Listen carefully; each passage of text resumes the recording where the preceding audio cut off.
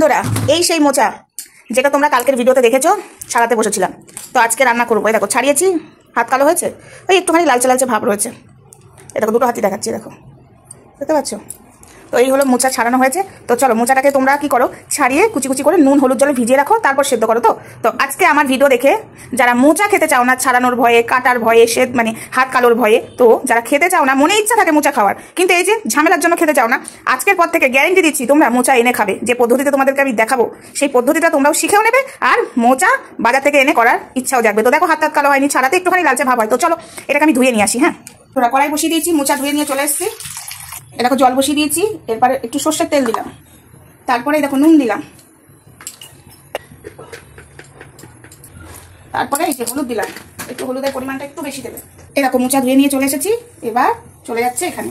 এখন তোমরা ভাববে সমান কাটলো না কেন, এইটাই তো মজা।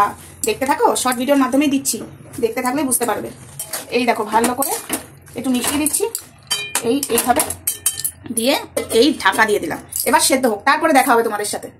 দেখি মোচাটা কত দূর কি হলো। বাবা খুব সুন্দর সেদ্ধ হয়ে গেছে। চলো আর এটাকে বেশি সেদ্ধ করে লাভ নেই, কারণ এটা আবার কষা হবে, আলুর সাথে সেদ্ধ হবে। তো চলো সেদ্ধ হয়ে গেছে, তারপরে কি করছি দেখাচ্ছি। বন্ধুরা সেই যে মোচাটা আমি সেদ্ধ করতে দিয়েছিলাম, তোমরা যেটা দেখেছো এতক্ষণ ধরে, হ্যাঁ এই মোচাটা এইভাবে কাটলাম। দেখো হাত কালো হয়েছে, হাতও কালো হয়নি, কিচ্ছু কালো হয়নি। তো মোচা তরকারি করবো ভেবেছিলাম, তো এখন চেঞ্জ করলাম, তরকারি হবে না, এখন হবে মোচার বড়া। তো কিছুটা মোচা সেদ্ধ করে রেখে দিলাম, ওটা আবার কালকে করে দিতে হবে কিছু।